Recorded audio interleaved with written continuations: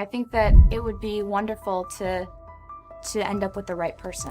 What if Taylor Swift isn't just sharing her love story? She's strategically scripting it one interview at a time. Because lately, every time she opens her mouth, whether it's a casual radio chat or a late night talk show, there's a new breadcrumb, a hidden meaning, a carefully chosen phrase that seems innocent until you realize she's painting the full picture of her future wedding piece by piece. And the crazy part, she's doing it in plain sight, while everyone thinks she's just promoting her album The Life of a Showgirl. From the moment she said she was so excited to plan, fans started noticing something different. The tone, the words, even the timing of her appearances. It wasn't random. It was a rollout, a love campaign. So when Travis finally reacted to those wedding revelations, fans lost it. Not because it confirmed what they knew, but because it proved what Taylor does best, turning real life into a story you can't stop watching. But this story doesn't start with a wedding announcement. It starts with a garden, because before the world even saw the ring, Travis had already turned his backyard into something straight out of a fairy tale. While most people imagine proposals happening in quick, spontaneous moments,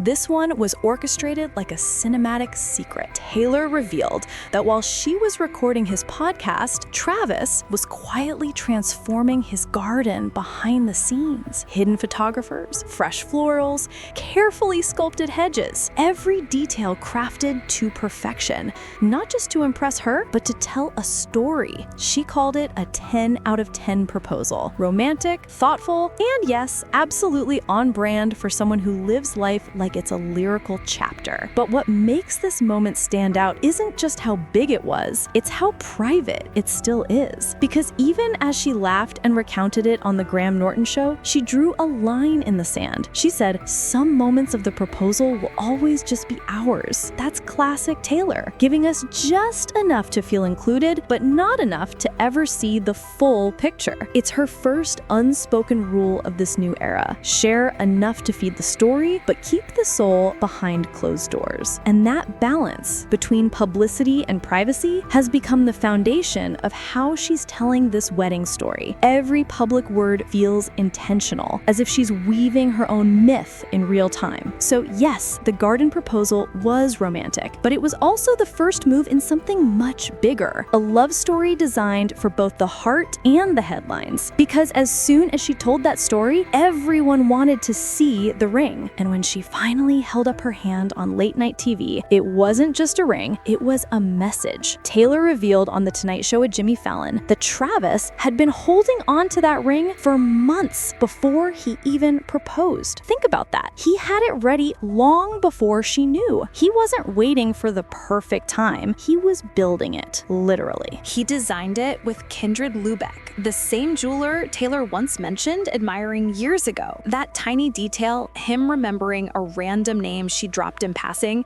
tells you everything. This wasn't just about sparkle, it was about storytelling. Taylor said she can't stop staring at it. And if you've watched her interviews, you've probably noticed it too. That unconscious glance mid-sentence, the small smile she gives when the light catches it. It's not vanity, it's connection. Even the sides of the ring are engraved with delicate filigree work, another nod to her love for intricate, poetic details. On Fallon's show, she admitted she sometimes stacks it with 2 diamond eternity bands, sliding them right beside the engagement ring. Fans immediately caught it, that subtle symbol of transition, because that's what she does best, blending art with life until you can't tell where one ends and the other begins. Every detail has a rhythm, every accessory a lyric. So when people started whispering that she's already wearing wedding bands, they weren't wrong to notice. She's teasing evolution, the slow shift from engaged Taylor to married Taylor without saying a single word. And Travis, he's right there, smiling beside her, letting her run the narrative. It's her story now, told in diamonds and glances. But what came next proved that she wasn't just letting the media watch. She was inviting them in, because on her next round of interviews, Taylor didn't just talk about the wedding, she started inviting people to it. It happened on BBC Radio 1 with her longtime friend Greg James.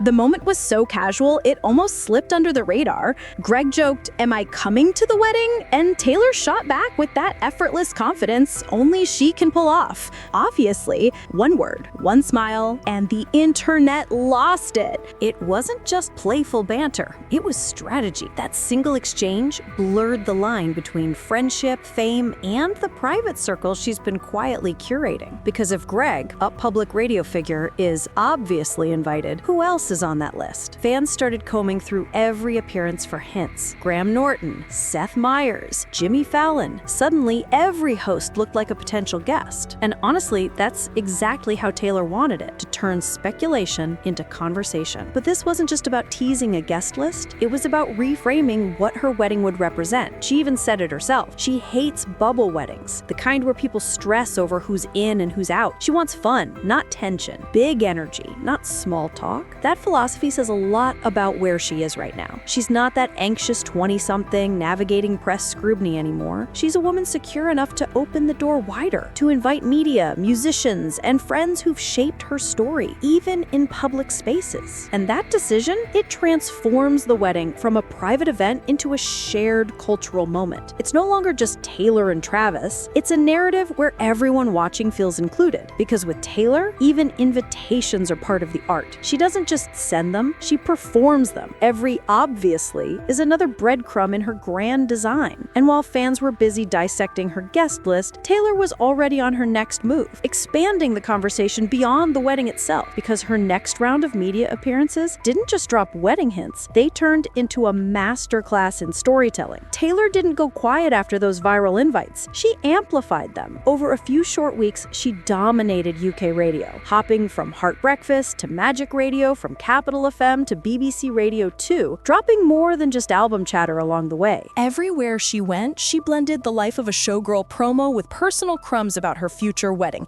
Just enough to keep fans guessing, but never enough to confirm anything. That's the balance that keeps her on top. On Magic Radio, she explained why she premiered her album in cinemas, to bring fans behind the curtain. Then, in the same breath, she casually mentioned how Travis's favorite track, Opal Light, was built around his birthstone and the metaphors of gemstones in love. Innocent on the surface, until you realize she was hinting that the soundtrack of her wedding might already exist. At Capital Breakfast, she talked about her life in London. The humor, the rhythm, the friends. A typical interview, right? Except it wasn't, because woven between the jokes were subtle nods to her roots in the UK, the same place fans believed the ceremony might happen. She didn't confirm a destination, but she danced around it, saying things like, "You'll know," classic Taylor code for "I'm telling you without telling you." Then came BBC Radio 2, where she decided to silence one of the loudest rumors in circulation, the idea that getting married would mean quitting music. She called that theory shockingly offensive. Her tone was firm, but not cold, a mix of conviction and confidence. This is not the last album. That's not why people get married. In one line, she rewrote the narrative. Marriage wouldn't be her end, it would be her next act. Between studio stops and late-night sets, Taylor managed to reshape her image yet again. Every word felt deliberate, almost scripted, like she was performing a role only she could write. And then, just when everyone thought the revelations had peaked, she crossed the ocean back to the US, ready to add humor and humanity to the story in one perfectly timed move. Because back in America, she used one hilarious moment and one bold statement to flip the entire conversation. It started innocently enough. Another interview, another joke. But when Taylor was asked if she'd ever considered a Vegas wedding, she didn't even pause. She said, "I think Travis would rather propose on the moon than get married in Vegas." Cue laughter,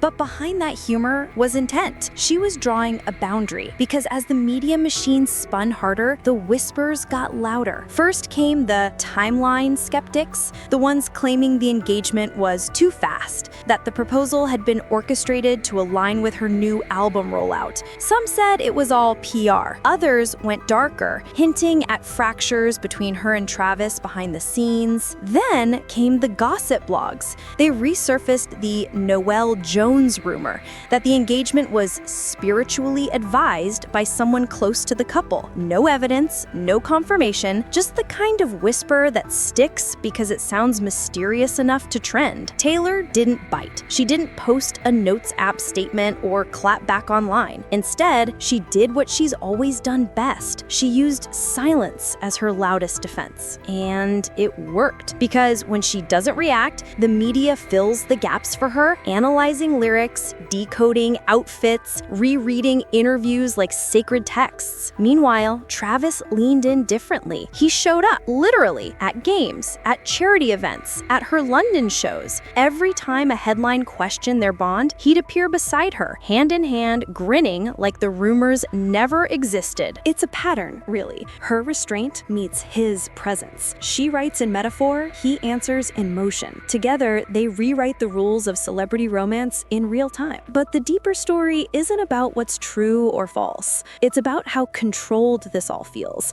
how Taylor has turned speculation into architecture, building her own mythology one appearance at a time. Because when the noise gets too loud, that's when she starts playing her favorite game, reclaiming the narrative. And what she did next wasn't just reclaiming, it was redefining. Because after months of whispers and denials, something wild happened. The fans took over the narrative. When Taylor didn't give a direct statement, Swifties filled the silence with theories, thousands of them. And honestly, some are so detailed they sound like detective work. The biggest one? The hidden wedding theory. It started with a grainy photo of Taylor at an airport, wearing white linen, minimal makeup, and a new gold bracelet no one had seen before. Fans zoomed in, enhanced it, cross-referenced it with her old tour wardrobe, and concluded one thing: she's already married. The theory blew up overnight. Reddit threads called it Project Lavender. TikTok edits mapped her travel routes, timing them with Travis's off-season schedule. Even major outlets like People and E! News started asking the question outright. Then came the lyric theory. Fans noticed that in her surprise acoustic sets, she started blending two specific songs, Daylight and You Are in Love. That mashup had never appeared on a set list before. For fans, it wasn't random. It was a coded confession. One viral TikTok put it best: Taylor doesn't announce things, she curates them. But not all theories were romantic. Some fans believe this entire engagement era is a setup, a transitional act before she unveils a major new creative phase. They point to her upcoming tour visuals, golden tones, vintage Americana,